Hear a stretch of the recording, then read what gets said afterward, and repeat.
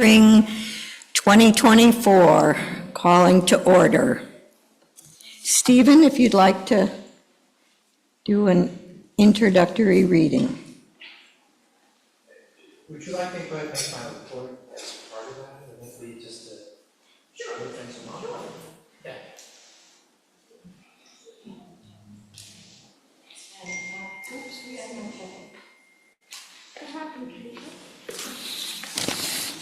The chalice has disappeared. There it is, it's back there. Thank you, Bobby.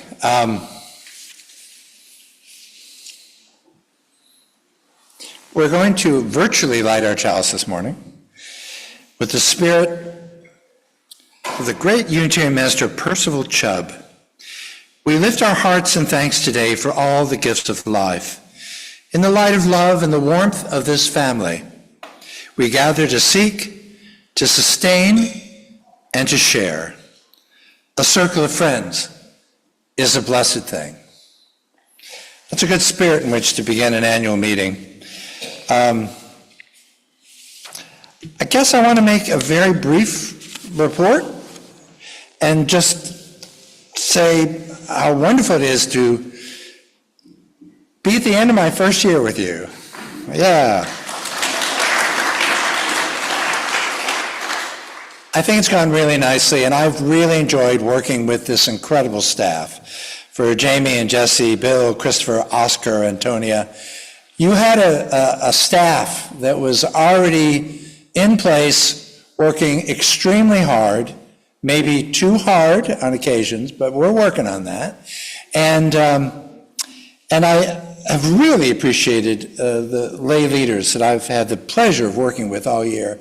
Bobby, you are an absolutely terrific president, and I think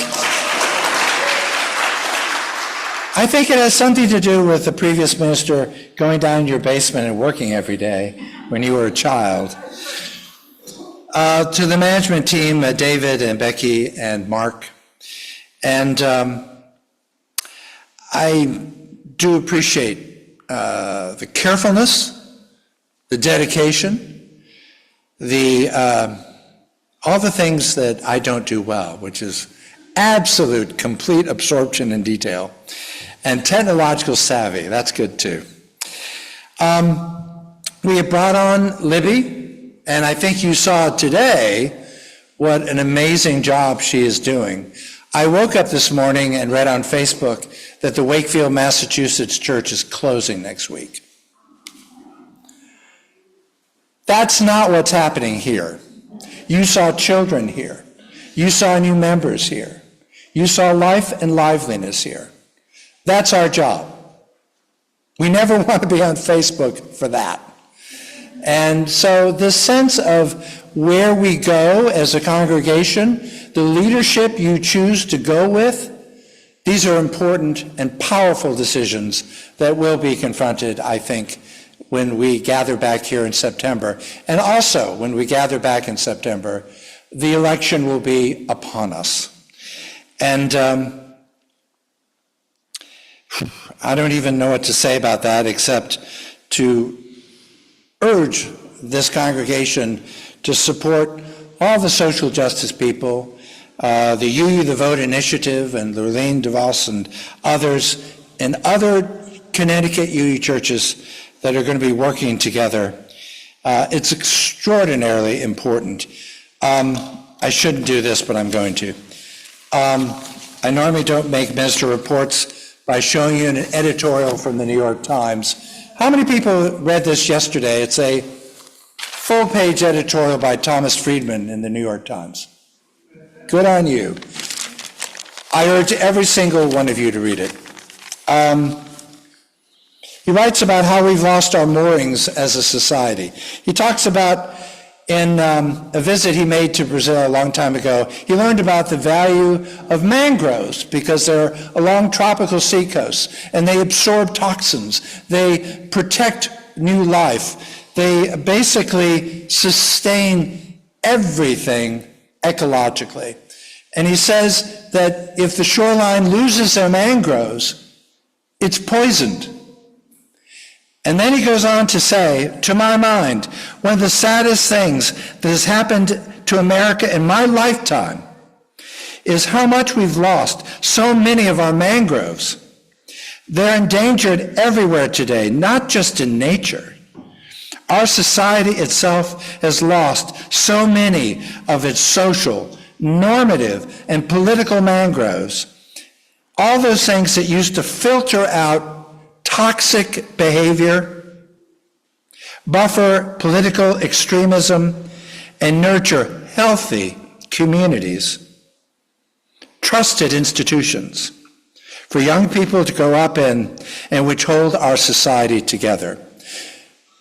I would suggest to you that Jesse's service today for our younger children and next week's Why Are You You service should be our investment in a future that is sustainable, that is not poisoned. This is an important institution, not just in the life of Hamden, New Haven, and of the coast of Connecticut. It's important in our national life. It is. To sustain it, to support it financially, to continue to give the devotion that I see from your leaders on down. This is the most committed congregation I have ever worked with. But we have our challenges. But the nice thing is you're aware of them, but not stymied or paralyzed by them. I would suggest that in my time with you, that we embrace the opportunity to do a bit more experimentation and change. We're trying to create more energy and lift in the service. There's lots of things that we can try. Lots of things that we should roll the dice on. Because what is the old saying? The functional definition of insanity is doing the same thing over and over, expecting different results. We have to try some things differently. And the paradox of this, and I've talked about this with the board, the paradox of this is that we're going to try some things and we don't know whether they're going to work because we're attempting to appeal to people who may or may not have checked out on us. But we have to try it anyway. We just simply have to try it. We have to rejuvenate and energize our worship service. We have to support Jesse in all the initiatives that reach out to any young people and to adult education, so that this place, when we have, our incredible outreach music services, we should have the equivalent for speaker series, for opportunities for this community to enter this incredible sanctuary and be nurtured and to be informed and to be challenged. They may not come on Sunday morning, but there's a lot that we can do in every other day of the week. And UU churches around the country are beginning to realize that they need to become community centers of the free mind and heart. Now, this place has rented out a lot. Jamie can tell you how much it's rented out. But we need to do more because there is more outreach to be had. And every time someone walks into that lobby and they see what's available and what could be available, they may think to themselves, this is the place I want to be. This is the place I will come back to. And speaking of that kind of thing, the climate revival will be happening. It's an initiative of the UUA. We will be a site for that. Not only will we be putting together in the third, maybe fourth weekend of September, our own all-day Saturday event, but a special service on Sunday morning. I will also be inviting Reverend Kathleen McTeague to come back and speak, hopefully before the election, as your new Minister Emeritus. I want to make sure that we get started on the right foot and that she is invited every year so that she feels that she is a part of our ongoing life together. And in that spirit, I also want to say I will do everything I can do to make sure that we will someday have a replacement for Sunny. Right now, there are only 5 UU students at Yale Divinity School. Sunny is the only one that is invested in going into the parish life. I don't know what the incoming class will yield, but we're going to find out as soon as we can. I think that our experiment and our happiness in working with Sunny has paid off great dividends. She was working very hard on your behalf, harder than I possibly have ever seen any student minister do. She's looking forward to her second year with us, and we've really benefited from having her youth and vitality, and by youth, I mean mid-40s. That's our youth movement up here. It's really important to try to get this relationship with Yale Divinity School deepened and continued. And that's probably about what I want to say. This is a really important mangrove. It's important that we understand that in a toxic political and cultural environment, and I would suggest it's much worse than people realize. It's much more dangerous than I often hear you use. I often talk to you and there's a sense that our liberal pieties and our self-evident good intentions are sufficient. And they are not. They absolutely are not. What we face is going to be a maelstrom. And the more we hang together, the more committed we are to the values that brought you here in the first place, that the founders 71 years ago, what brought them together is precisely what will give you a new generation, a new task, and a burning sense of mission. I will do everything I can do to help that happen, but please be aware that your lay leaders are already there, and your staff is working incredibly hard to make these things happen. And I know that I work with really good allies. We've got good things going on here. We got good music. We have a religious education program second to none in the country. And we have your sense of devotion to one another. That is an unbeatable combination. Let's work it, make it last, and make it sustainable for the future. You're a mangrove. There you go. All right, thank you very much.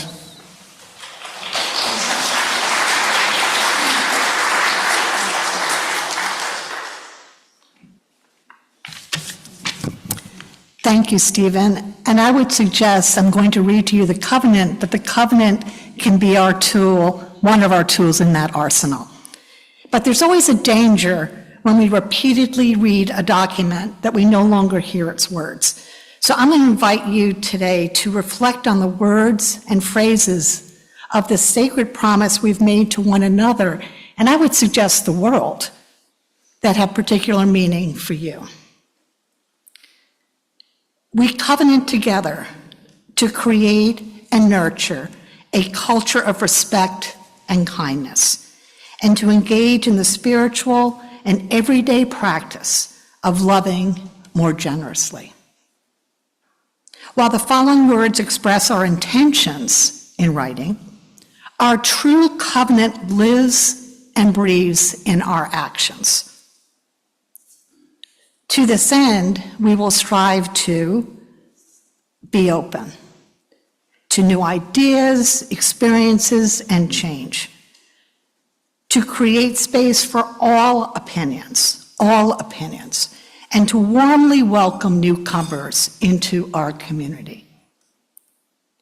We will value differences by welcoming diversity in all its forms, celebrating the unique qualities and gifts of every individual, and by honoring the diversity of our spiritual practices. Listen deeply and honor others with our full attention, seeking to understand and assuming good intentions. Use kind language, speaking with care and consideration, being gentle with one another, and remembering there is power in silence and reflection.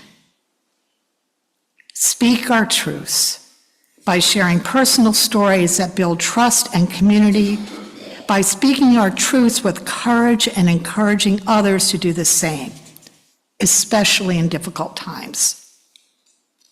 Work with conflict, addressing differences with honesty and compassion, requesting support when needed, making and receiving authentic apologies, being willing to forgive.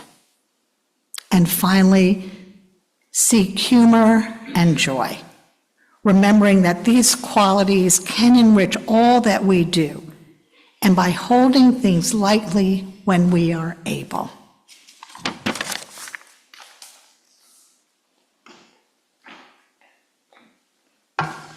Thank you, Lisa.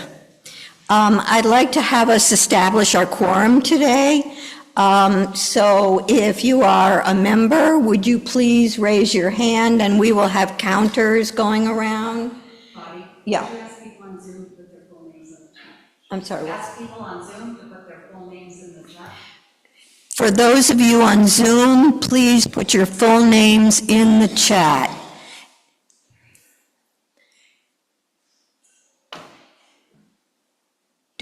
Joan, are you counting over there? Yeah, great.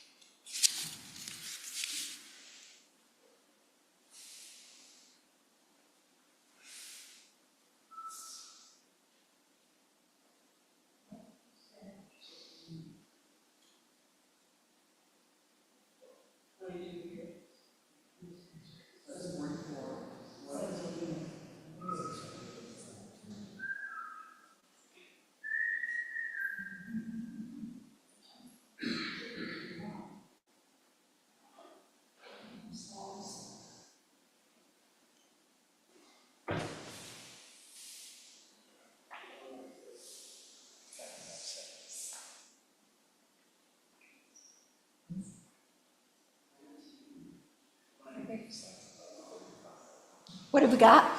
And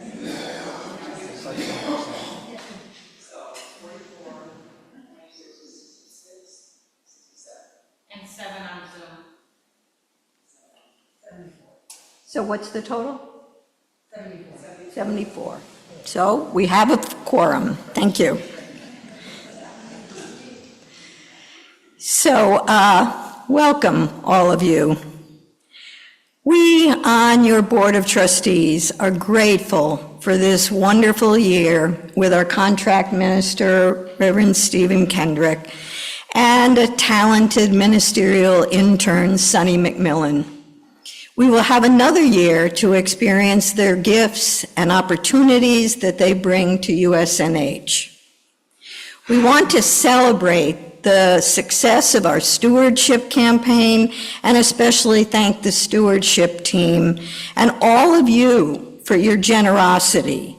Thank you also to everyone who helped with successful fundraising this year.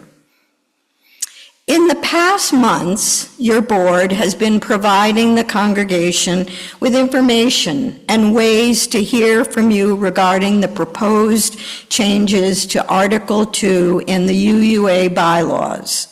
We hope we have offered sufficient resources and opportunities for you to ask questions and form opinions on the proposed changes. We want our General Assembly delegates who represent USNH to understand our congregation's perspective on the proposal when they go to vote in June at General Assembly. Also, this year, the board approved the financial support for our delegate registrations. It's been a while since this was available. The board also discerned 4 important priorities for the 2024-25 operating budget that's being voted on today, including a 3.5% cost of living raise for our excellent staff, funding a part-time pastoral care associate to expand our pastoral visits, maintaining our current level of financial support to the UUA and intentional funding for the current and future capital needs of our building. The board commends the members of UU The Vote and others who have been taking training and organizing to help our congregation play a part in saving our democracy, and how we can put our time and gifts towards preserving democracy for future generations. We are grateful to the management team, and especially Mark Bauer and his security and safety group, for taking on the charge of identifying and addressing ways to make USNH safer and more knowledgeable about how to respond during emergency situations in our increasingly violent nation. Although the board has contracted with Stephen for the 2024 and 25 year, we will need to be discerning together with you what the next USNH ministry might be in 2025 and 2026. So look forward to those discussions. Speaking of the near future, we are beginning planning for an exciting and important event this fall, an environmental justice revival, which Stephen mentioned, will happen on the weekend of September 28th and 29th. UU congregations across the nation will reimagine justice-based approaches to the climate crisis. We envision collaborating with other congregations to develop training and advocacy actions for this urgent work. The board is committed to furthering environmental and energy improvements here at USNH. And we have our Green Sanctuary, Environmental Justice Task Force, and our Buildings and Grounds Committee and the management team working to move forward with energy plans. Finally, as we think about the future here at USNH, the leadership and staff have been exploring, as Stephen mentioned, new ways to ensure we continue to grow as a vibrant UU congregation. We want to understand and provide for the needs of young families and young adults so they might experience USNH as a fulfilling community and as a spiritual home as times change. We have big challenges ahead, but we have never been in a better position with all of you engaged in this USNH community to achieve our shared aspirations together. Now is our time, and we are the ones we've been waiting for. And I'd like to read our visions and aspirations that your board approved. The people of the Unitarian Society of New Haven are called to work within ourselves, with others in our faith community and beyond in the wider world, to boldly seek opportunities to grow, learn, and worship, embracing the transformative power of connecting to that which is larger than ourselves. Joyfully welcome all who enter our doors as we affirm and embrace diversity of thought, orientation, and lifestyle. Generously give and receive support in times of joy, sorrow, and transition. Responsibly dismantle oppression in ourselves and our institutions, including USNH. Tenaciously engage in spiritual and applied practices that promote ecological sustainability and environmental justice. Thank you. So I would like Terry to help us out with the voting instructions because we're going to move into some voting. The first item that we'll be voting on is, and it is only a straw vote, is on Article 2, but Terry.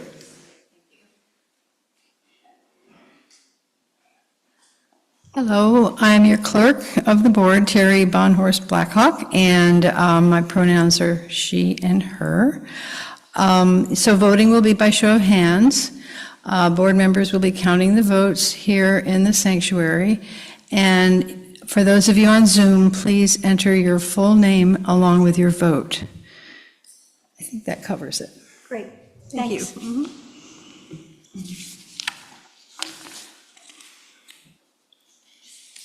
So just a brief overview on Article 2. As I mentioned, the board has been sending out as many resources we could find regarding this particular proposal to changing within the Article 2 of the UUA bylaws. What is Article 2? It's the section in the UUA bylaws that defines the purposes of the association and the values that represent our faith. The current text includes the 7 principles we all know so well. The proposed revision centers love as foundational for all that our faith calls us to do and identifies 6 values we share and strive to uphold: interdependence, pluralism, justice, transformation, generosity, and equity. Last year saw much debate about the topic, both at the General Assembly, GA is the annual meeting of our denomination, and at congregations across the country, including here. This June, delegates to GA will decide whether or not to adopt the proposed changes, and this is a really big deal. This proposal defines how Unitarian Universalism will be characterized and shared with the broader world, and will shift how we think about ourselves as congregations and individual UUs. We hope you have been educating yourselves and talking with one another about this proposal, as we, the board, and your delegates to GA want to know what you think. The question for all of us is, does this revision reflect who we are and who we want to be? And we're going to take a vote on this. We essentially had at least 2 meetings where people could come and ask questions and talk about it. We've sent out many different email blasts with resources for you, and more recently a survey went out. And we only had about 26 people answer the survey. And with the people that attended the meetings, it's only really been a fraction of our entire congregation. So it's going to be an interesting straw vote. I'm not sure how you are all feeling about this. I do want you to know that if you still have questions about it, even though we'll be taking a straw vote today, you can come to me or you can come to any one of our delegates to talk about Article 2 further if you have questions or feelings. Our delegates this year are Lurleen DeVos, Sarah Foreman, Kathy Jackson, and Becky Sandman. And so either any of those people are available for you to talk to, and myself also. I also know that Kathy Haskins, one of our board members, is also very knowledgeable about Article 2. So, first of all, I would like to propose make a motion that we accept the proposed Article 2 that has been sent out to you. And it's fairly long, so I'm not going to read the whole thing, and we've sent it out a number of times. So, Becky Friedkin is the second. Any discussion? And we have runners for any discussion or questions. Wow. This is, I was going to just say that. I've never seen this happen.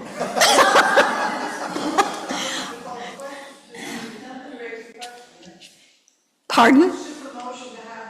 Yes. That was the motion that was proposed and seconded, to accept the proposed changes to Article 2.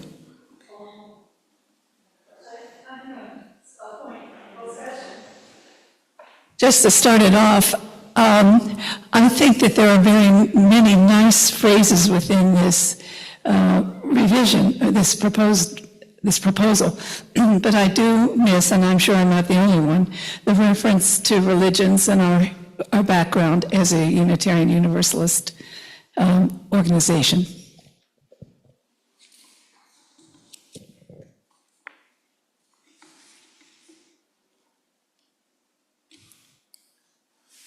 Tom?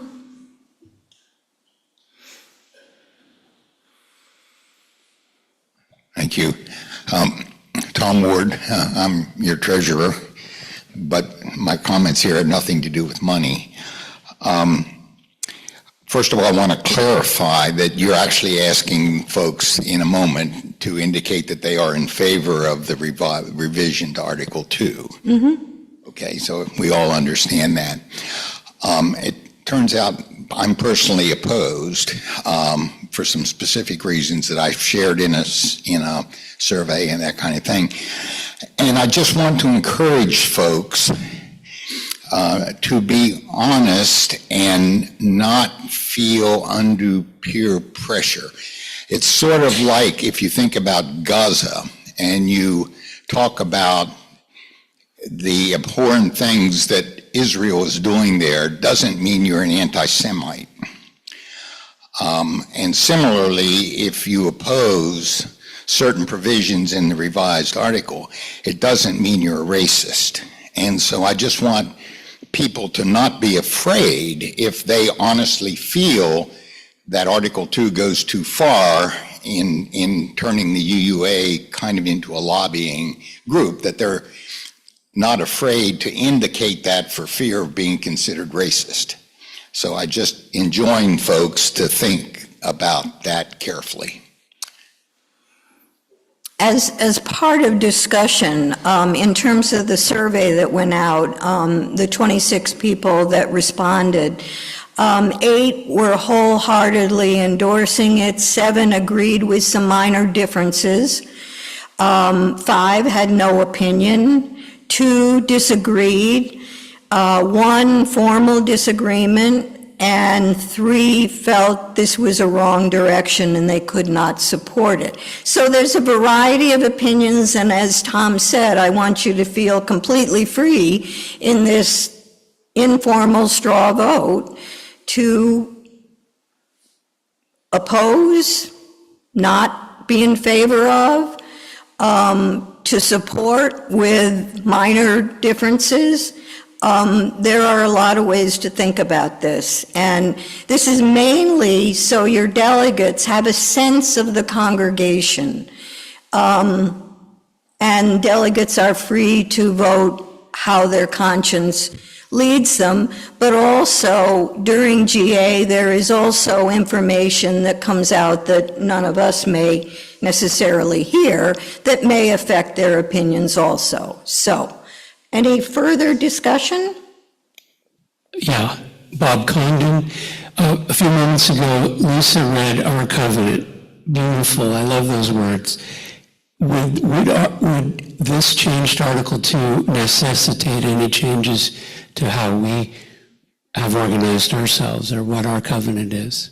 It does not. One of the things that it emphasizes, I believe, from this proposal is it puts a lot of the wonderful words that are written in a more active framework, so that it isn't just pretty words, it's encouraging action in terms of the things that we support and believe in.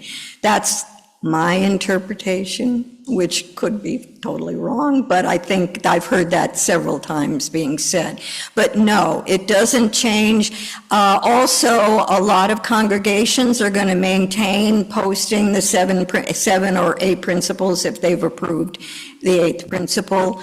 So we are still a free faith, And there is nothing here that has to change what we do. It's up to us, our decision as to what, in fact, how we will be living out our UU values. Can I just say one quick thing? We're not a denomination, and Article 2 doesn't designate us as one. We are an association of member congregations. And the congregational polity that comes all the way from the ancient Puritans is that every congregation has not only the right, but the responsibility to define. I'm told they can't hear you on the Zoom. Not only has the right, but also the responsibility to choose its own leadership and to define how it chooses to worship, how it chooses to gather, and how it defines membership and covenant. And the covenant, if you notice that we say, doesn't define theological stances. It talks about how we treat each other. And covenant is about what we promise to each other. And I just assure you that nothing in Article 2, whether it's changed or not changed, reflects what we do together as a covenanted congregation. Again, we're not a denomination. We may act like one on occasion, but most of the time, we are an association of member congregations. We treat that seriously. It's a sacred trust.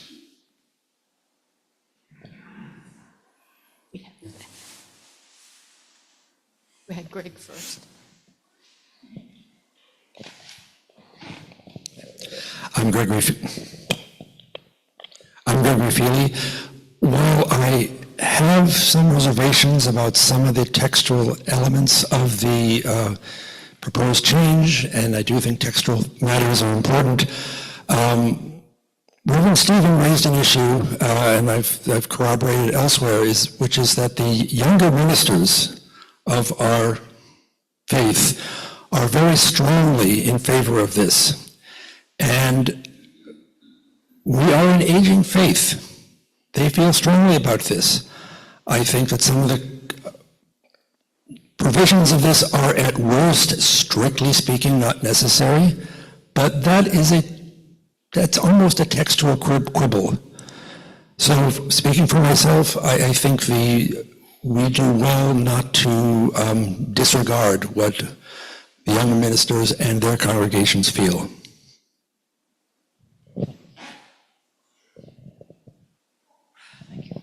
Hi, I'm Sarah Foreman. I seem to be a delegate, which is the first time I've tried it, so I'm excited. But the first thing I heard about Article 2 is like that, they proposed these changes, and I'm like, what's wrong with Article 2? There's nothing wrong with it. The only thing I didn't like about it was the fact that in terms of religions that we are based on, or that we take, we take aspects of to form our own. What are we? We're not a religion, so whatever. And that was the only thing I didn't like, was I wanted to change the part about, the Judaic and Christian histories of which we whatever. But the more that we talked about it, the more I sort of felt like it was good to have a more active statement, and that it was important to consider the points of view of the younger members, and also to emphasize the importance of love in our congregation. So unless I get completely turned around, I'm going to vote at GA for accepting the new Article 2. And if you want to come and talk to me, that's fine. You can do so.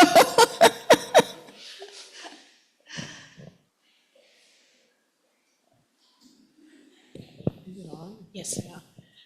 My name's Amy Plapp. God, I've been going back and forth on this for many, many months, and I would love for someone to talk me out of this. But what I am struggling with is the loss of the 8 principles. And today in church, we had our kids up there with their banners talking, as they have for many years, about what we taught them about who we are based on those principles. And that's what I've always come back to in 50 years as a Unitarian. And I feel like those are not broken. Why are we throwing them away? And I've read the revisions and I understand the values. I really hate that stupid graphic, but I understand the points they're making, but I keep coming back to that part I love. Can someone please tell me why we're throwing it out? Because I'm not ready to throw it out. Hi, I'm Jackie Trimble Shapiro, and I appreciate that we will, as a congregation, still have our 8 principles. And that means a lot to me. I also think that the word pluralism, it's only one word. It covers all religions. It is a way to focus that we are one among many for me. Thank you.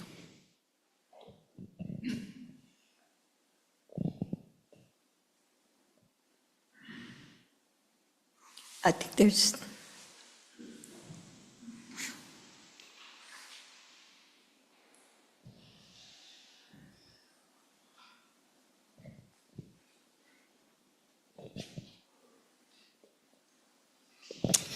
Hello, I'm Elisa Chapin, and I'm a member of the board. And I just want to say that it'd be a travesty to lose those principles out of Article 2. And that's one of the primary things that drew me in the first place. So that's something that we should consider.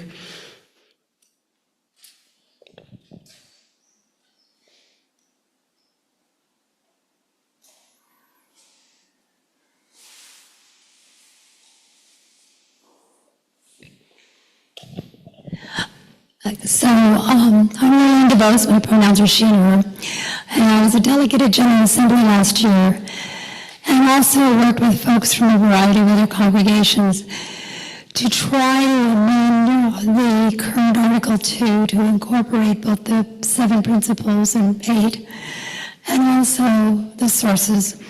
And that was rejected at a very high rate. I think it was maybe 2/3 rejection. But the thing that was the most healing for me after that, because I was disappointed, was that Reverend Dr. Sophia Bencourt pointed out that our principles have been historically fundamental, and that that's not going to change. The ministers are going to continue to make use of those ideas, that they don't have to be in the bylaws to be a part of who we are and who we've always been and who we will evolve to be. But the bylaws are a different kind of statement.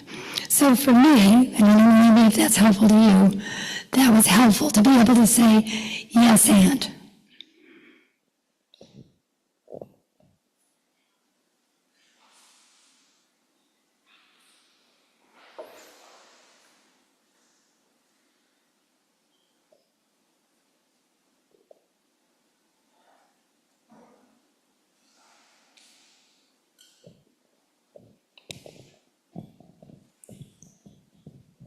Thank you. Just a historical footnote. We have had many covenants through our history, both in the universal side of things and the Unitarian side of things.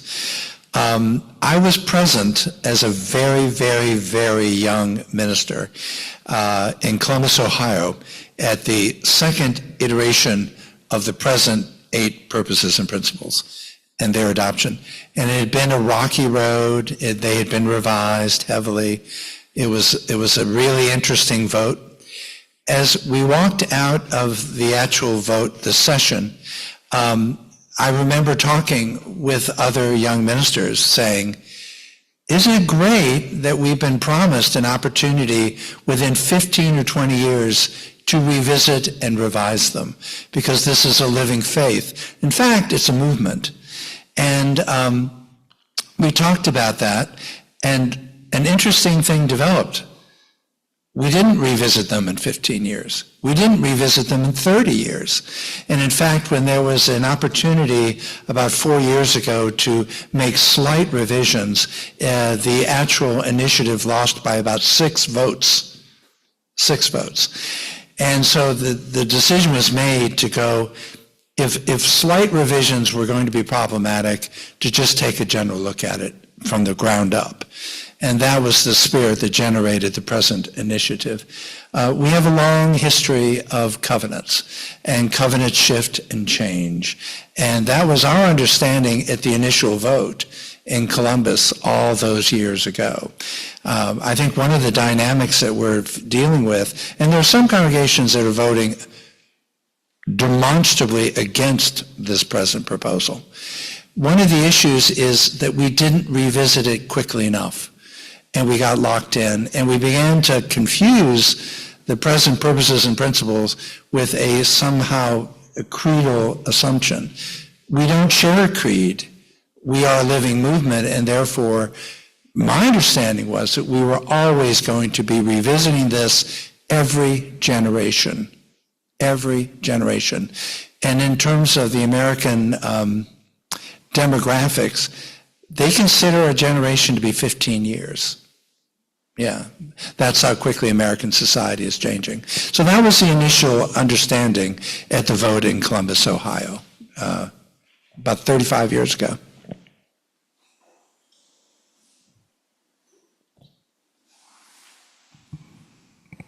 If there are no further questions, I don't see any further questions. All those in favor of accepting the proposed changes to Article 2, please raise your hands. Do we have our count? Yeah.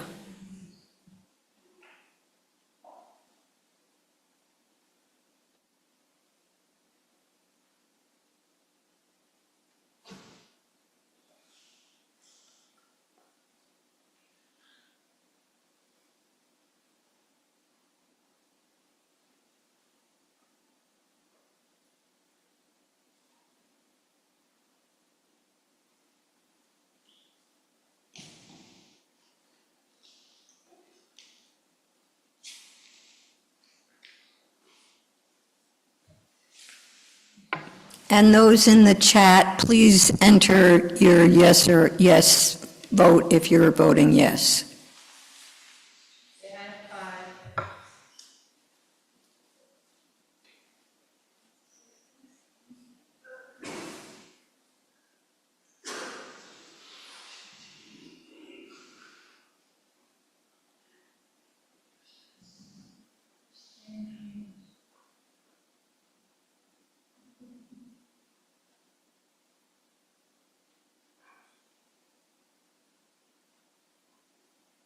And there's 5 from the chat.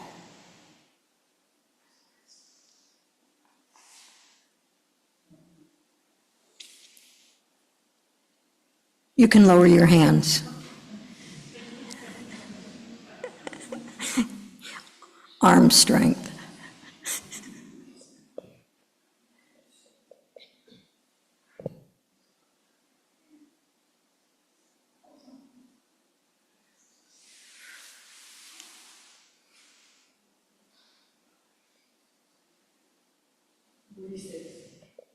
I can't hear you. 46. Plus 5 in the chat. 5 in the chat. Oh, wait, 6, 7. What? 2 extra, 7.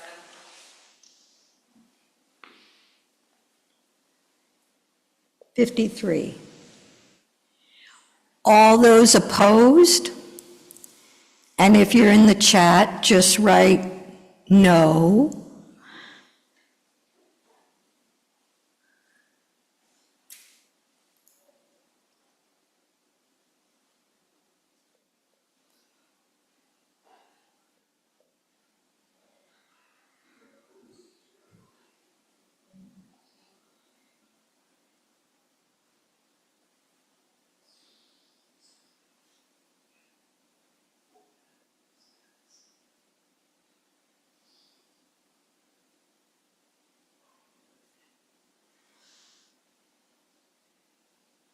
You can lower your hands.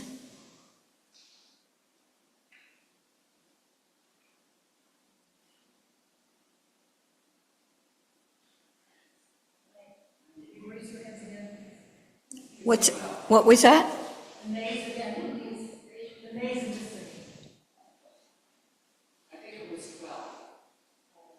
12? You want another count? All right, those opposed, please raise your hands. I can probably count from here.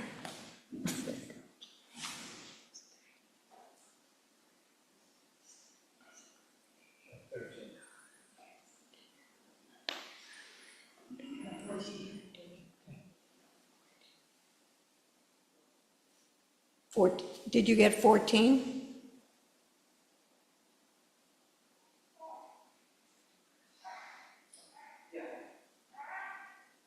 No. Okay. You can put your hands down, thank you. So the proposal, the straw vote proposal is accepted.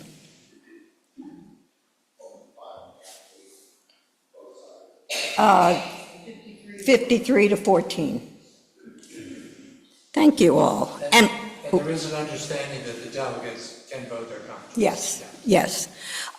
Because things will happen at GA that we don't know about yet. There actually are still 4 amendments to be voted on yet also, but it's important to get a sense of how the congregation is feeling right now.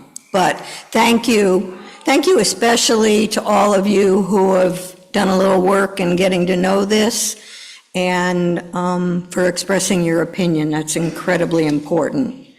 And again, Lurleen DeVos, Sarah Foreman, Kathy Jackson, Becky Sandman, Kathy Haskins, or myself can answer any further questions you might have. Thank you. And now I would ask for the budget, the operating budget presentation. Becky, thank you.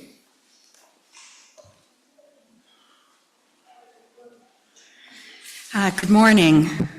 My name is Becky Friedkin. I'm a member of the management team. I have been for a year and a half, and I'm going to be talking about the operating budget. My pronouns are she, her. There are more handouts at the back if you want to follow along closely. For those of you who attended the budget forum a couple weeks ago, I'm sorry this will be very repetitive, and I tend to talk quickly, so if I'm going too fast, please raise your hands and ask me to slow down by stretching out. I want to start by explaining the work of the Budget Planning Task Force, because their deliberations and recommendations were instrumental in the approach taken to the operating budget, which is one of realistic abundance. This fall, the task force regrouped to focus strategically on our financial health and our capital needs. This year's task force is comprised of David Stagg and myself from the management team, Chair of Finance Terry Durham, Treasurer Tom Ward, Chair of Endowment and Legacies Fred Morrison, and Laura Patey and Jerry Klepper. And we held several meetings exploring our financial resources in detail and our capital needs, which include replacing a number of roofs to the tune of almost $200,000 over the next 4 or 5 years. And in mid-February, we made 2 recommendations to the board, which the board affirmed. Specifically, we recommended that the amount allocated in the operating budget for capital expenses be an intentional and planful figure predicated on analysis of our anticipated needs over the next 5 years. Now, you may know that historically, what we've allocated to our capital fund has been whatever's left after we project how much money we'll take in and how much money we'll spend. And sometimes it's been nothing, sometimes it's been a couple $1,000s. Last year it was $19,000. This year we're going to recommend $50,000 be set aside for capital needs. And the other recommendation was that we plan to meet the predicted operating budget deficit by using unallocated cash and the gift and donations fund. Just to to explain, the Gift and Donations Fund is a repository for donations without a clear intent to purpose. So if you send in a check to USNH and it doesn't say what it's for, it doesn't say it's for your pledge or for the endowment or anything else, it goes into gifts and donations. Some years we get a large amount of gifts, some less, not so much. It varies considerably. This year, as of April 30th, we'd received $36,000 in unrestricted donations, including one $25,000 gift. And the balance was about $69,000. And it's also important to note that gifts and donations is often the source for funding unexpected expenses. So we use some of this money most years, and the gift total coming in really can't be predicted. So this strategy is implemented in the draft operating budget, which shows a contribution to a capital fund of $50,000 and a deficit of more than $26,000. So I want to go through the budget section by section. Projected income comes first, followed by projected expenses, starting with that $50,000 for capital. From left to right, we see the actual expenditures for FY22 and 23, the budget for the current year, the expenditures as of March 31st, 3/4 of the way through the year, and the percent of budget that is. And then in blue, the proposed budget for the coming year, and then next to that, what the change is from our current year budget. And for some items, there's some comments. Okay, so I want to start with a shout out to the stewardship team, led by Holly Hawkins, with Beth Bauer, Linda Mehta, Joni Messner, Amy Platt, John Watson, and I'm the management team rep. They ran a great campaign, starting with Stephen's sermon and a delicious chili dinner with our usual excellent entertainment. Thank you, thank you, thank you. And having been on the stewardship team recently and currently serving as the management team rep, I can tell you that it is a great team and a great way to be involved in running this congregation. You get to know people during the pledge campaign that you might not have talked to much. It's a very rewarding process, and it's actually fun. So if you're interested in joining the team, or if you just want more information, you can email stewardship@usnh.org. I wish I had some water. The stewardship goal was $510,000, and it's being met in two ways. We already have more than $491,000 in pledges. You'll see that pledges promised, line 1, says we budget $492,000. We should exceed that goal when we get pledges from new members in the fall. And thanks to some very generous donors to the Matching Challenge Fund, we also have more than $19,000 in one-time gifts. So people have said, I'll send you this much more money, but don't count it as part of my pledge. And those are included in row 11, release from temporary restricted funds. So the one-time gifts and the pledges sum to more than $510,000 in stewardship money. We've already met that goal, and this is $13,500 more than was raised last spring for the current year. So congratulations. The balance of row 11, the release from temporary restricted funds, is almost $7,000 donated in honor of Kathleen McTeague for ministerial internships, and this will help pay Sunny's ministerial intern compensation for the coming year.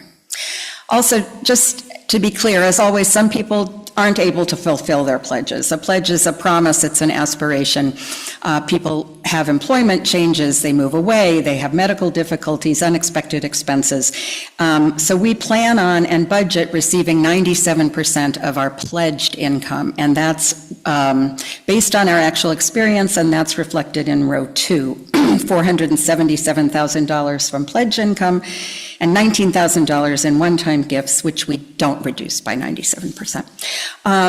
So together, this is 72% of our expected revenue. We depend very heavily on promises of donations from our congregation, and you do not have to be a USNH member to make a pledge of financial support. Pledges help us plan our budget. Other sources of income are based on experience this year, which is kind of the first year. Oh, thank you, thank you.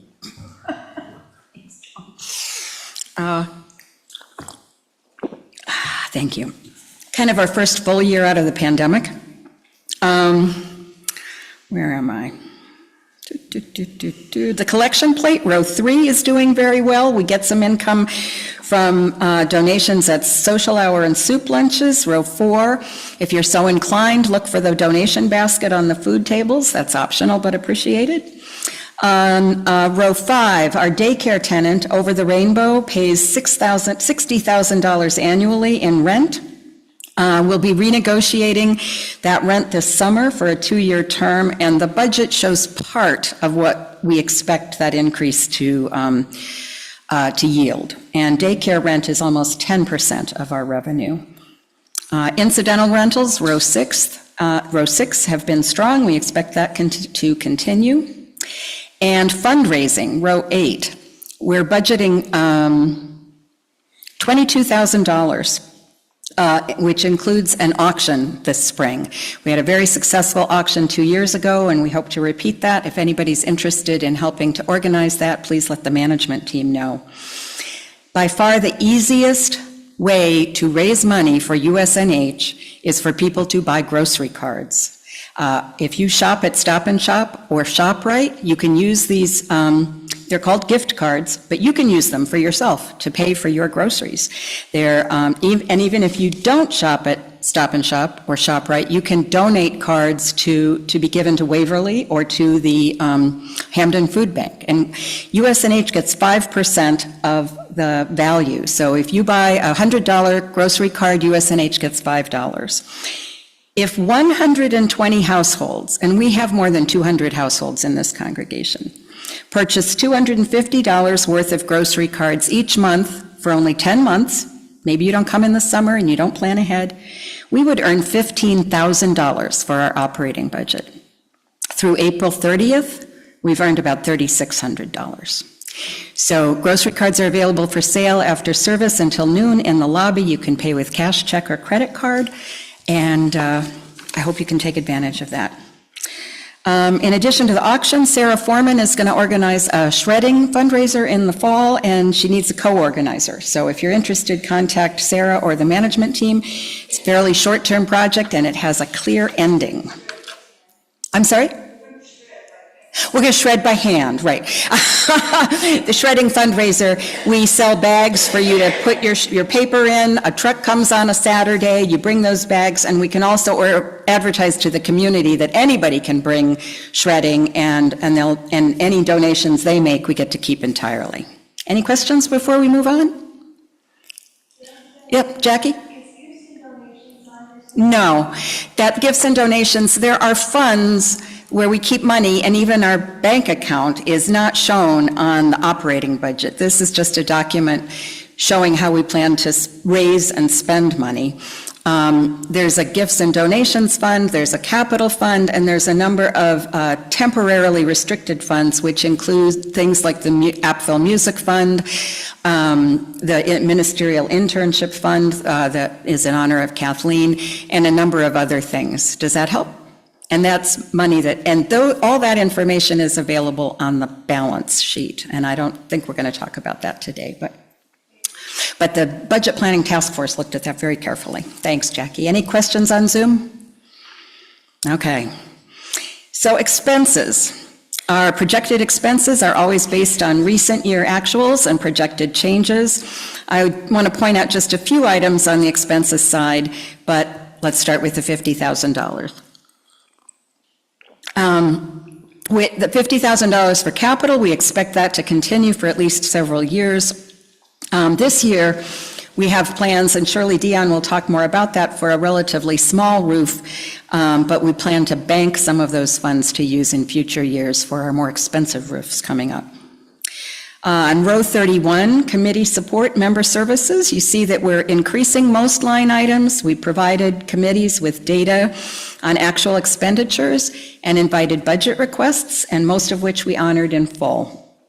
Line 44 shows that we're contributing more than $17,000 to the UUA program fund.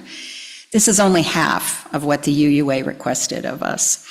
The ask from the UUA used to be based for many years on our membership total, but for some years it is based on our net operating expenses after we take out our contribution to the UUA and any capital expenditures. So for instance, included in our operating budget is paying the mortgage.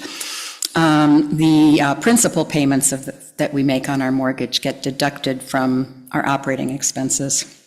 It's a little too much detail, probably.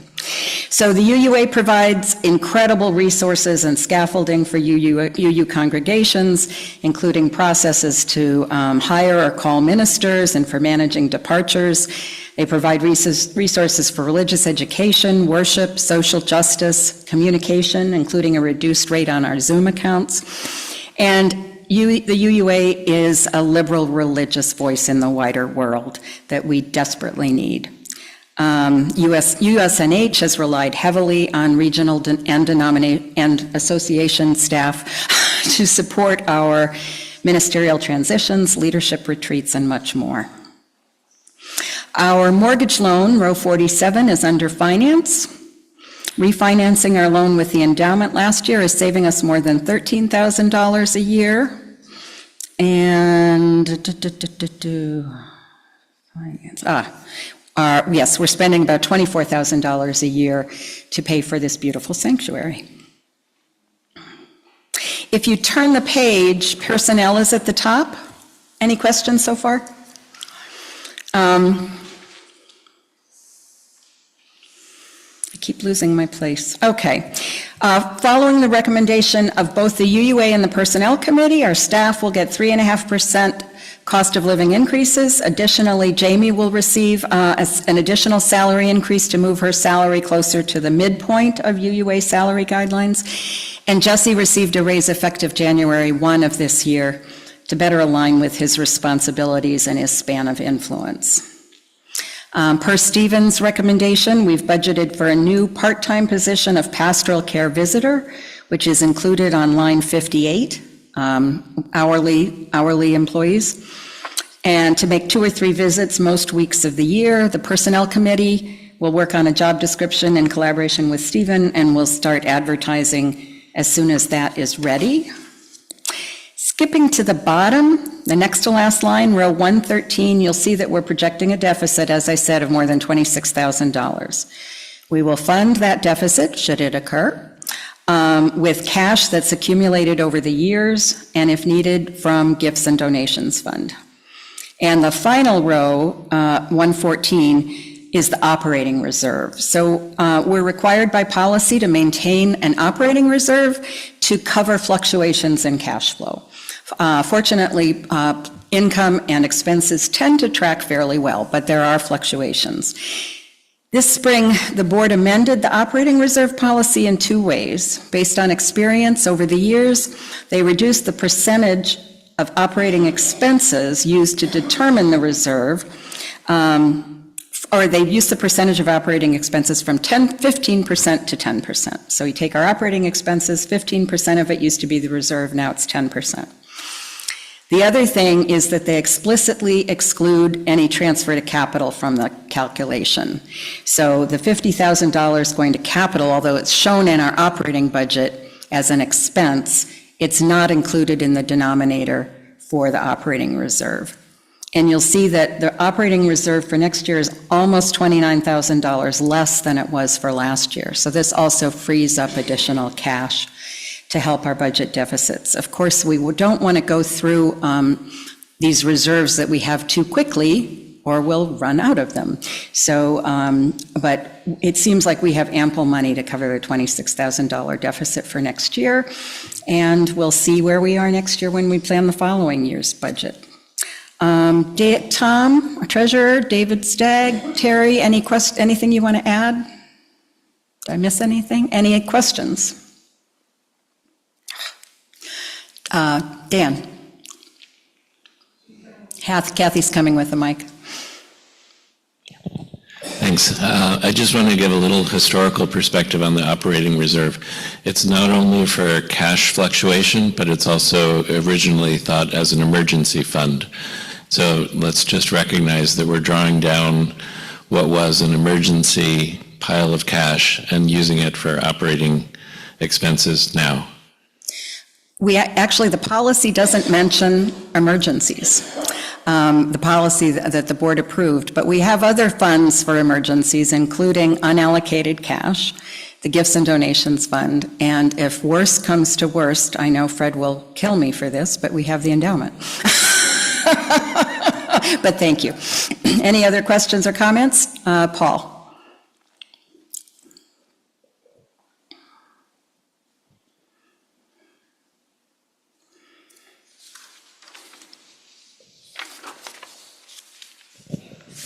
On line 80, curriculum supplies and equipment, the budgeted amount is $900. I'm wondering if somebody could speak to the adequacy of that amount, either Jesse. Jesse has had to leave, but the Children and Youth Religious Education Program committee with Jesse prepared a detailed budget request and explanation, and that's the number they submitted. As of the end of March, they'd used just about half of that amount for curriculum and supplies, and that's 3/4 of the way through the year. Of course, some things happen more at the end, but Jesse and the CYRE committee submitted that number. Does that help? Yes, that's what I did for a living, was buy curriculum supplies and equipment for high schools, elementary schools, and it just seems like a woefully inadequate amount. I don't know what to say other than the is anybody here from the CYRE committee who would like to respond? Kathy Jackson. And Kathy's bringing the mic. Go ahead, sorry, Kathy.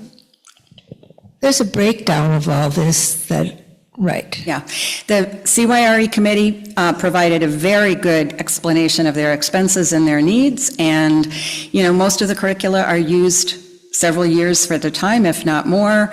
Supplies are much less expensive than for high schools. If they need more, also, any committee and line item, any major group has the ability to move money from one line item to another within their own budget, or ask for more money to the management team if they need it. All right. If I don't hear any more questions, do you want to do the motion part? Sure. Excellent. You want to make the motion and then I'll... No, you can help. Okay. All right, never mind.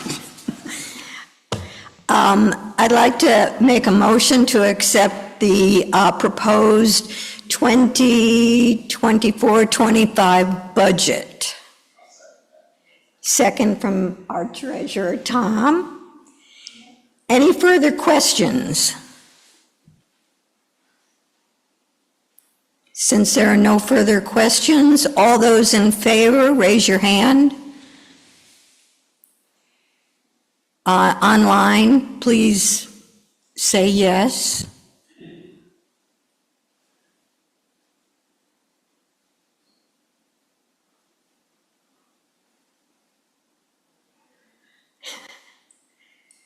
What's that?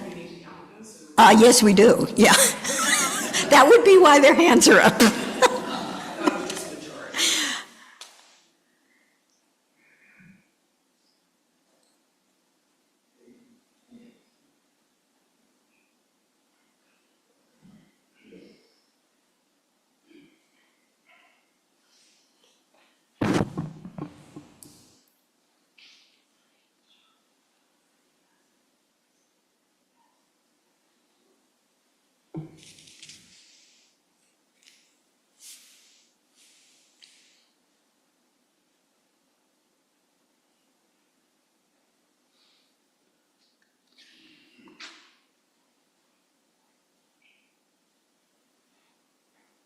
You can put your hands down.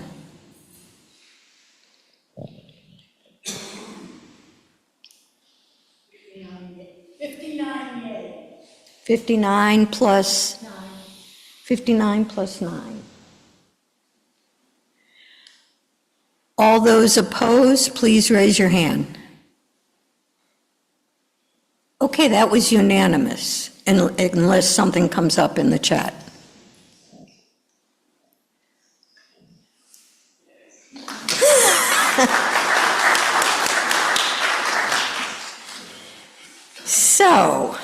We'd like to have our capital budget presentation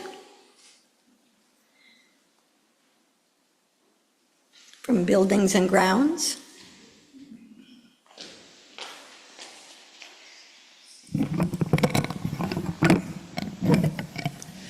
Thank you. I'm Shirley Dion, and I'm Chair of Buildings and Grounds, which Bobby mentioned. I think you have, there's a spreadsheet.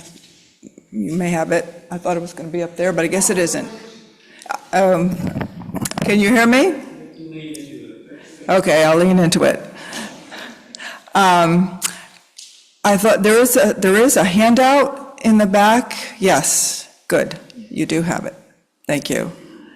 We're starting the year, as of March 1st, we had $3,650 because we did spend some money from last year, and I can detail what some of that was. And since March 1st, we've had one additional expense of $2,050. And that was, going backwards, that was the balance of the asphalt path that we put in. It was done this spring in line with the safety group's recommendations, and it helps the egress, emergency egress from the sanctuary right out the back and over into Mishkan or towards the front, whichever would be necessary. The total cost of that path was the $2,050 plus another $20, so $4,100. We had gotten two prices, and this one was significantly less money, and it was, they did a great job. If you haven't seen it, I recommend taking a look at it. How we ended up at just $1,750 from last year. There were a couple of other expenses I thought would be fair to make sure you understood where the money was spent before I asked for more money for next year. One of them was in regarding to our roof. The roof on this sanctuary was coated with a special coat which should extend its life and allow us to not have to replace the HVAC system maybe for an additional 5 years. That is the hope, and we will do it again in 2028 to further extend its life. So that was $5,145. That was done last June. And then you probably noticed we did pave the parking lot that is closer to Hartford Turnpike, and that was $10,000. Yes, no, I'm sorry, that was $5,500. $5,500, I was looking at the wrong line. We are going to also, I know I'll get to that in a minute. It was $5,500. We also, in December, had an expense which we hadn't counted on. One of our water heaters, with the main water heater, was only 7 years old, and they're supposed to last 8 to 10, but it was leaking, so we did need to replace that. And we decided to also inspect the small water heater that supplies the daycare, and it was also not in good shape. So both had to be replaced. We were able to receive an incentive for that, so we were able to save some of the cost, some of our money. We got the total incentive possible. And that cost for those two water heaters, by the way, the one for the building, the main one is a heat pump water heater. So and that's why we got the incentive. And so the total for those two was $5,400. So all that together leaves us with $1,757, and then with the $50,000 that will be transferred from the operating budget into the capital budget. Let's start the year with $51,757. As I mentioned, the cracks in the driveway closer to the building here now need to be replaced, and that's the estimated cost we got was $5,000, and we're pretty sure it's going to be close to that. The roof, part of the roofing schedule that we mentioned, which I'll detail a little more, it's over the kitchen and the entryway, and that's the scheduled time frame to replace it is now, so that will be in this year, and it's $14,855 was the estimate, and we expect it to be close to that. Landscaping trimmings, this is just a ballpark of $1,000. Maintenance, not currently scheduled, so there's just $3,000 in for that. So the project cost for next year, right now projected to be $22,855, $23,000. You'll probably remember, if you were here last year, that I did outline all of the years necessary for the roof replacements. So I'm just reiterating those, so you just have it, because this 50,000, the 53,000 or 51,000 that we have, we don't intend to spend that. We're going to hold on to that for use for the roofs for the coming years. But the social hall roof is recommended for 25 to 27, somewhere in there. 49,000 was the estimate we got. The Children's Chapel, also 25, 27, which is 26,000. The RE wing, it's just 26 to 27, is 88,000. And then, as I mentioned, we're going to recoat the sanctuary roof in 2028 for the additional 6,000. The other two items I have on here, just because they're major, it's the HVAC replacement, which I said, hopefully, when we got the energy incentives last year, which were all installed in January, they're completed by the beginning of February this year, which were a lot of lighting enhancements and a variable frequency drive, which was added to the HVAC equipment, which should extend the motor itself. So, and we received the full incentive allowable at that time, which was $16,000 to do that work. The balance of which was just around another $16,000. We have a 0% interest loan that we're paying on our electric bill for the next 5 years. So, the last item, which is this exact same line item that was in last year, which is about the solar. We had one other proposal, and which we liked this one particular one, which was from Environmental Systems Corporation, which is in West Hartford. They helped us apply for a lottery, which would allow us to get some funds to help pay for the investment in solar. The lottery, we did not win in that lottery. We can apply again in August, because I don't actually know how it works. It seems to be very mysterious. It's done at United Illuminating, but it's something we're going to apply again for, so it will give us additional funds. I want to say, was it 30,000? Becky, you remember the number we would get? The federal rebate? Yeah, It's about 30,000. that's what I thought, 30,000. So, is it more than that? Could be. And that, you probably are aware, there is an energy group also. There are 12 members or so of that group that is in search of a leader. We do have someone that's partially interested, but we could use someone else that would be willing to just be the administrative leadership of that group. There are 12 people, hardworking people. We've met really only once, and there are twice. Was it twice? Find somebody to take minutes, that's it. Yeah, that's probably it. But their input is important too. In any event, that's ongoing. It's not being dismantled or anything like that. But just in case you'd like to know. Are there any questions or comments about the capital budget for this coming year?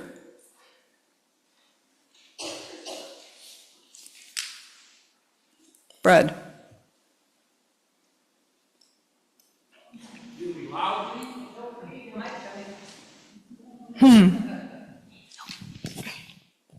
In regard to the $140,000 thing for the solar array, one of the things I keep hearing in terms of the, the Inflation Reduction Act and the infrastructure bill, is that there's significant dollars available for nonprofit organizations to install these systems.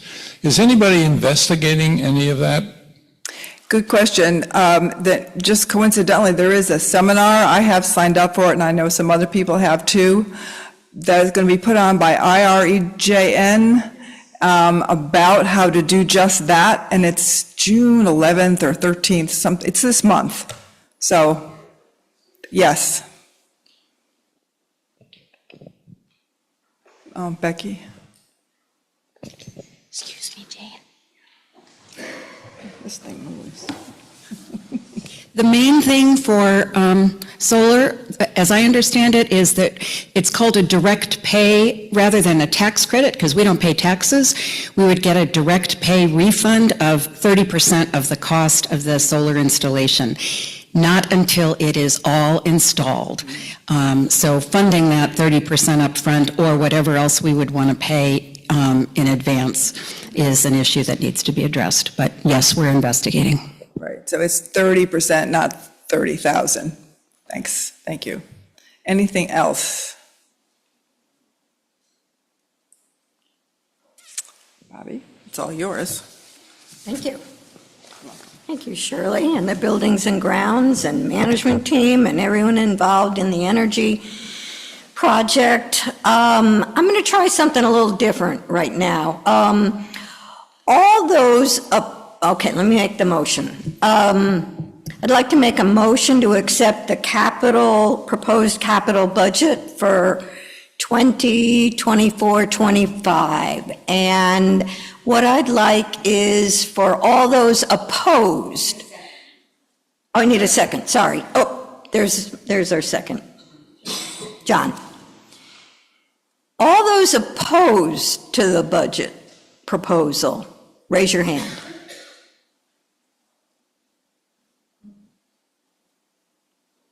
Are you getting any opposals from, okay, great. This is going to make it a lot easier. All those in favor?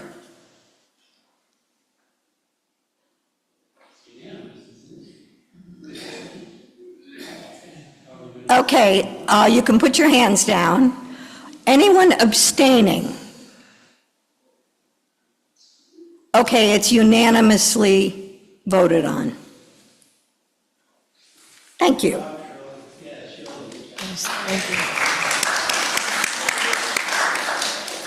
So I'd like to invite Dan Gelprin up for the nominations.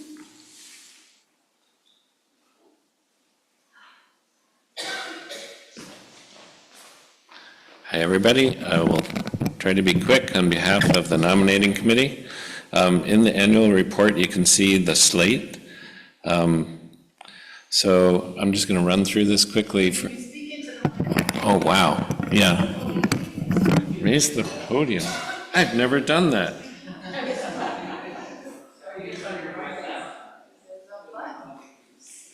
Right here. Really? This is awesome. Okay, how's that? That was totally fun. Okay, great. So I'm just going to read these, and then I'm going to make a motion, then ask for discussion, and then we can vote. Okay, so for President, Bobby Pace. Vice President, Sue Trotta-Smith. Treasurer, Tom Ward. For clerk, we're going to have a brief vacancy. People are going to, we've figured out how to deal with the duties of the clerk until we find a clerk, but that's going to be something that the nominating group continues to actively look for a clerk, and if anyone is interested in being the clerk on the Board of Trustees, then let one of us know. It's a very interesting job, a rewarding experience to be on the board and to be the clerk, so anyway, we're going to be looking for this. At-large trustees for the board, Joan is going to continue, as are Kyle and Elisa and Kathy, and as a new Board of Trustee at Large, Christine Shadle is being nominated. And then there's some people going off of the nominating committee. Continuing will be Carol and Becky and the other Carol Siddall. And new members will be Jackie Trimble Shapiro and Mark Eisenberg. We actually also have a vacancy there, which again we'll be trying to fill in the near future. And if anyone has any interest or knows of anybody that they'd like us to approach to be on the nominating committee, then please let us know. And then for endowment and legacies, Linda and Fred and Bob and Greg are going to continue, and 2 new members are nominated for endowment and legacy, Pam Miller and James Erard. Can I have so I'd like to make a motion that this slate be approved. Is there a second? Second from John. And let's have discussion. So are there any questions or discussion? That's correct. Nobody is running against them. But it certainly is possible for somebody to leap up and say, I would love to be whatever. That's exactly what this is. Are there any nominations from the floor? Thank you, Becky. Nothing online? Great. Okay. No discussion? Okay, then let's call for a vote.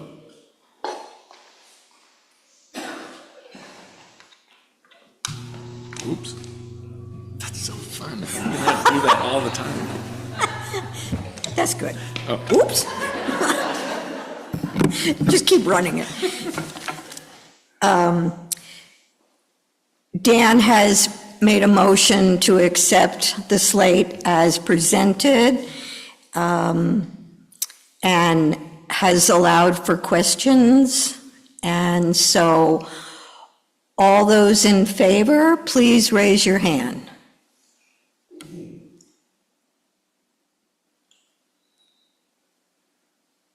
I believe it is unanimous. You can put your hands down. Let me just check.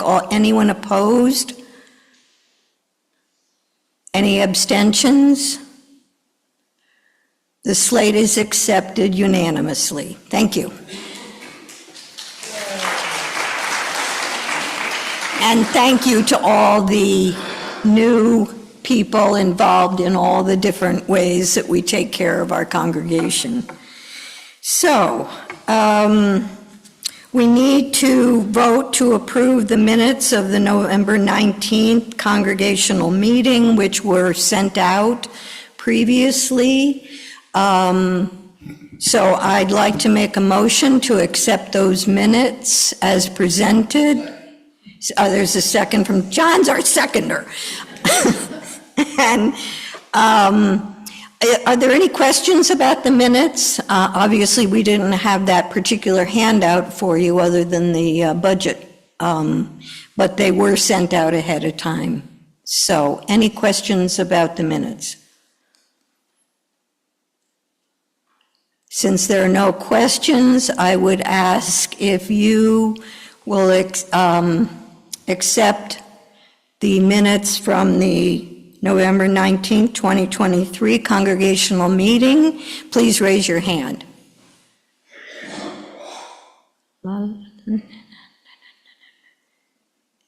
That looks like just about everybody. You can put your hands down. Anyone opposed? Anything happening on? Any abstentions? The minutes are accepted unanimously. Thank you.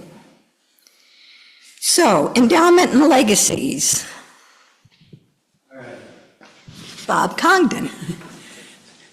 So it's late in the day here. I hope I don't lose you all, but I will proceed with Rob's help because he's getting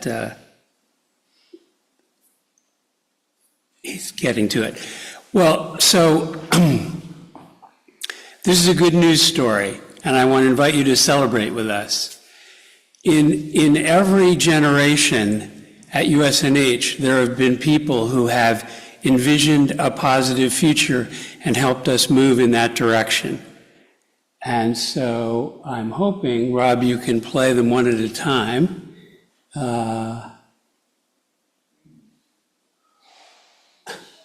And can everybody see these? Should I move it a little bit? Yeah, let me do that. How's that? Does that work? How are we doing, Rob?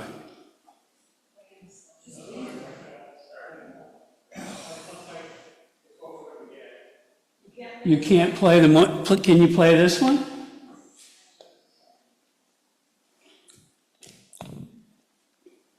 Well, all right, we jumped ahead, but okay, basically, just to put what I'm going to say in context, in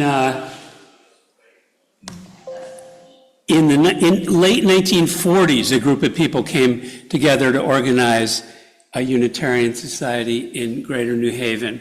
And then as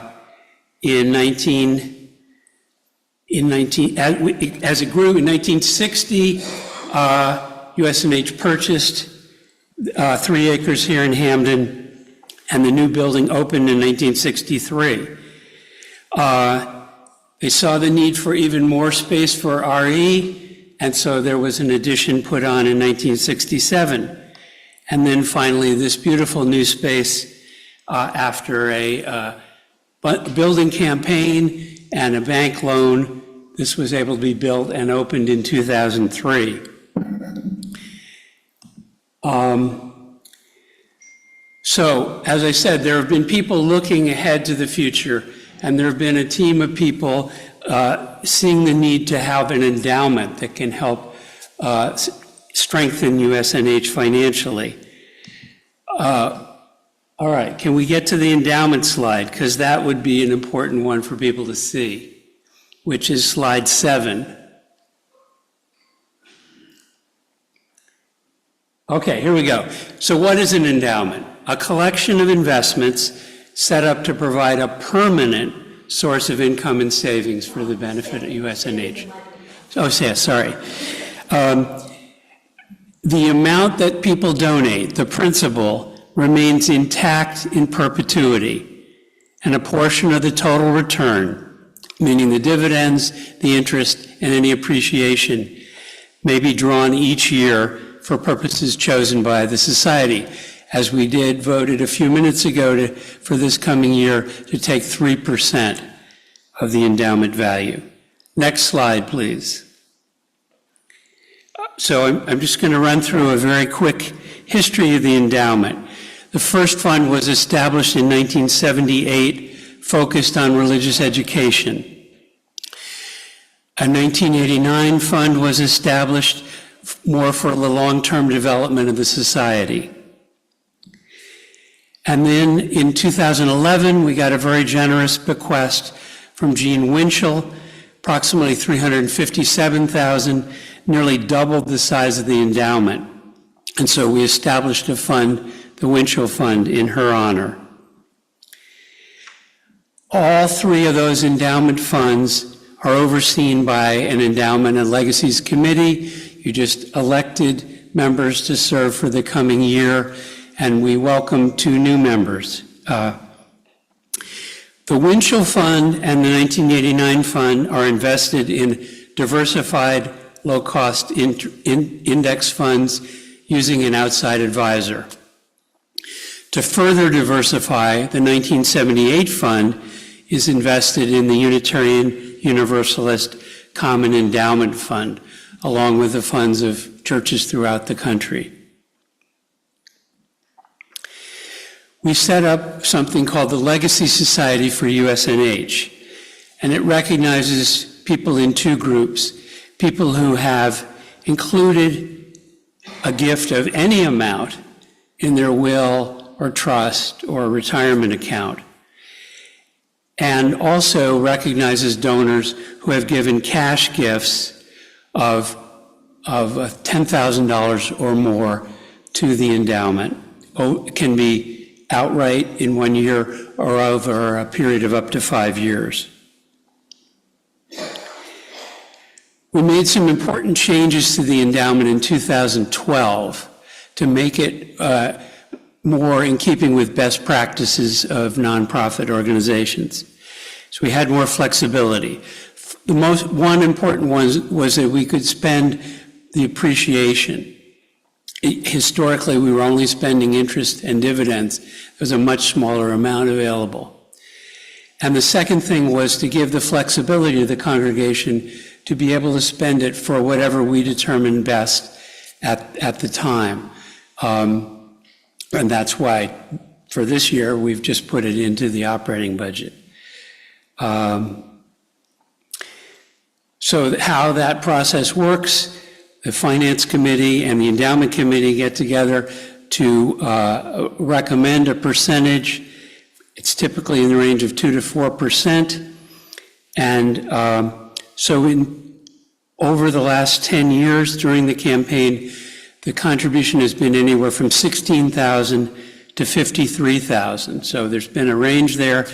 It totaled almost $300,000 over 10 years.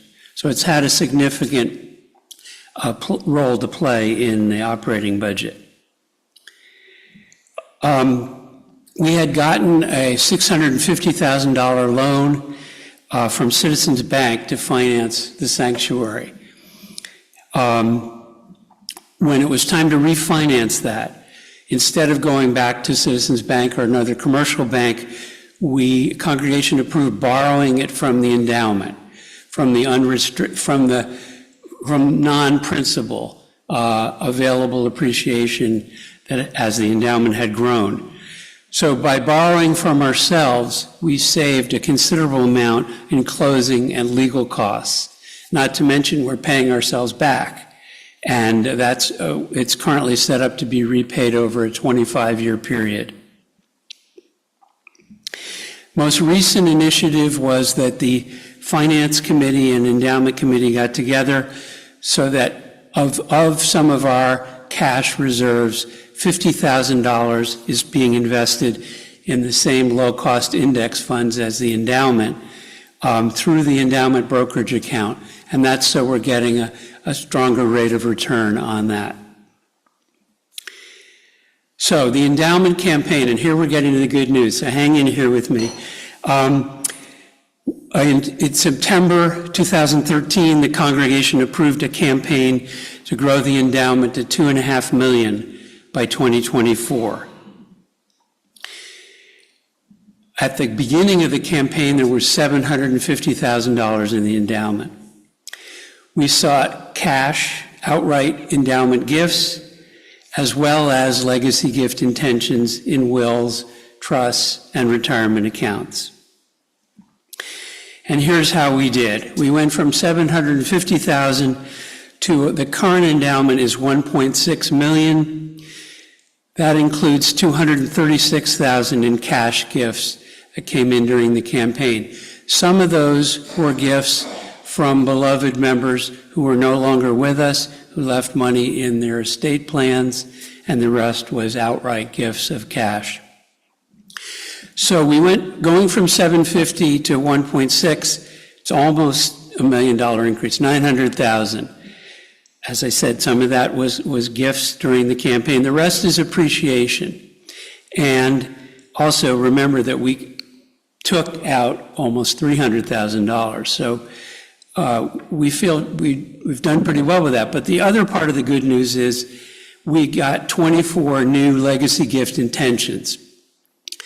There are a number of people sitting in this room who have committed to make a gift to USNH in their will or trust or retirement account, and that totals over $1.4 million.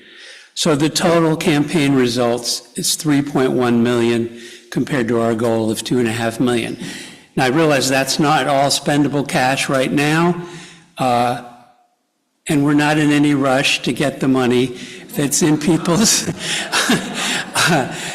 but we know that it will come eventually, and others will also decide to make similar gifts. The committee is we'll be glad to talk with anyone who has such an interest. We also got 13 additional gifts that are not restricted to endowment, totaling another $140,000. So by way of thanking all the Legacy Society members, I'm just going to ask Rob to kind of move through those slides, and you'll see names of people you know. You'll also see some names of beloved members who have passed on, and there may be some people there whom you won't recognize. So, but this is their moment in the sun, and so please have a look at the names, and if you're not on there and you want to join us, please consider it. I'm not obviously not reading all these. You can read them yourselves, assuming you can see them. All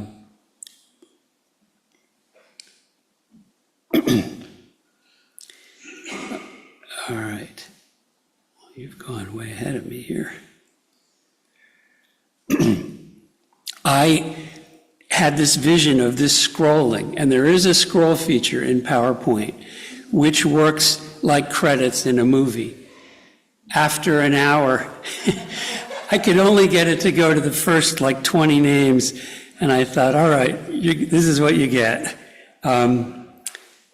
Okay, and then Rob has jumped to the members of the Endowment and Legacies Committee who were involved in the campaign, and at this point, it would be entirely appropriate for a round of applause, both for the Legacy Society members and all the committee members who worked hard on this.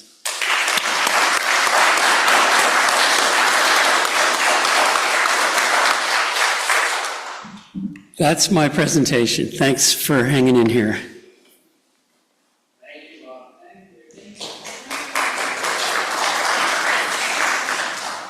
Totally exciting, totally. Thank you so much. So our next item agenda, and we will try to be brief. Sue, you want to pop up? We'd like to talk a little bit about the upcoming Climate Justice Revival that's going to happen September 28th and 29th. I'm going to let you speak first. Wonderful. I'll just give you a brief overview of it. On 2 days in September, Unitarian Society of New Haven will be joining congregations across the nation for the UU Climate Justice Revival. This is a multi-generational gathering designed to energize and engage around climate justice. Climate change has the same root causes as health disparities, poverty, criminalization, and immigration. To shift to a new era means we must reject the broader systems of harm like capitalism and white supremacy to realize a future where all communities thrive. We will also be inviting congregations from across Connecticut to join us at USNH to deepen connections and strengthen our work towards climate justice within our Connecticut UU family. What will this look like? On the first day of the revival, there will be facilitated conversations and activities designed to nourish relationships, make connections, vision the future, and chart a course of action to advance the intersection of climate action and justice. These conversations will include creative engagement, music, and relationship-building activities. There will also be special activities for pre-K through high school participants. We would love to hear from people who are interested in volunteering to facilitate these conversations. Facilitators will receive a toolkit, training, and support to host these engaging activities. Day 2 on Sunday will be focused on worship and advocacy. Across the nation, services will focus on climate justice. Following worship service, there will be an advocacy hour with UU the Vote, UU's for Social Justice, and Side with Love. Please save Saturday and Sunday, September 28th and 29th, to meet at the Unitarian Society of New Haven to engage and envision a more just climate future. Thank you. Any questions? Or we're good, we're good. What? So you're going to be hearing a lot more about the Climate Justice Revival, and it's very exciting. So Lurleen is going to speak to us about UU the Vote and social justice. Lurleen.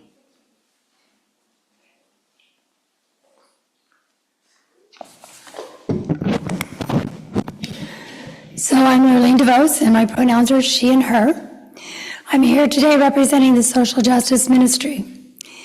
The Social Justice Ministry task forces this year have focused on inclusiveness and collaboration between task forces, with other USNH committees, with community partners, with initiatives of the UUA Side with Love.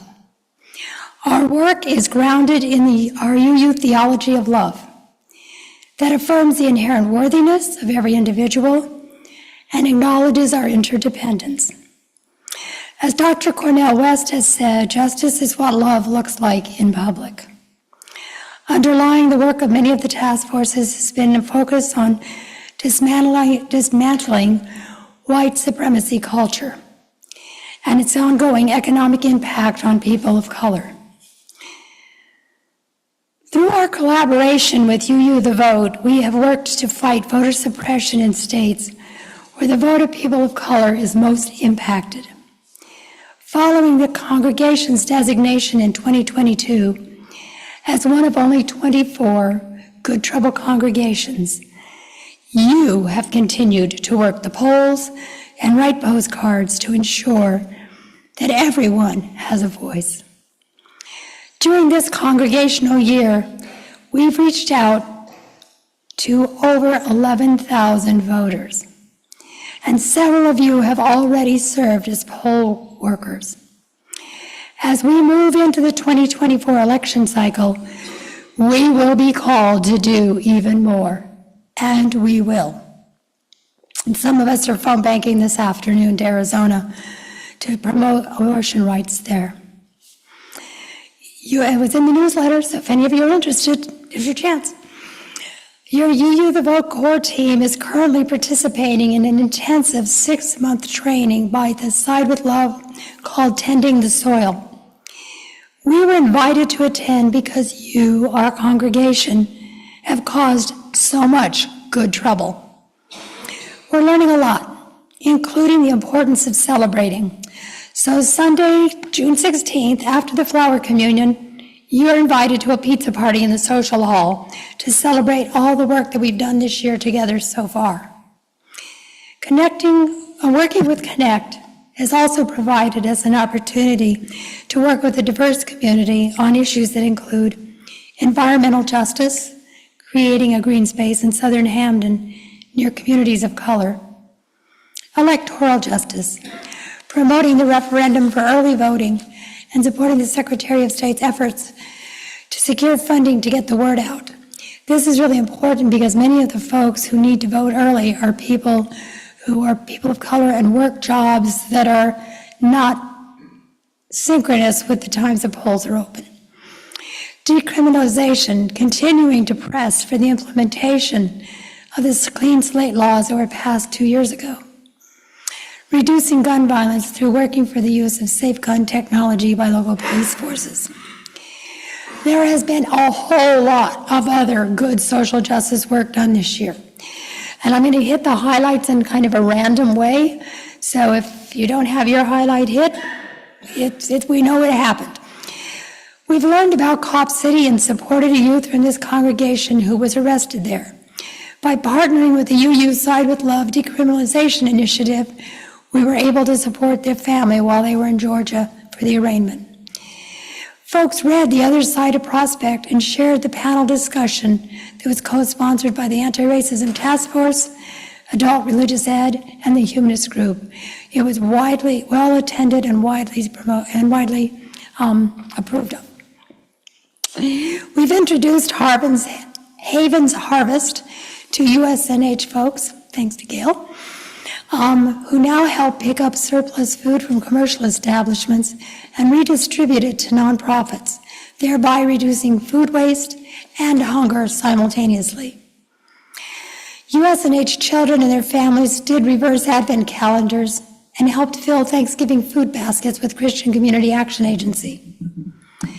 Your ongoing contributions to the food bank during this period of inflation have been extremely helpful. Please continue to give generously to the food bank. This is harder for people who use the food bank than it is for the rest of us. We have new initiatives in our relationship with Waverly families that are very exciting. The Green Sanctuary and Environmental Task Force tag sale last July welcomed the larger U.S. community to USNH.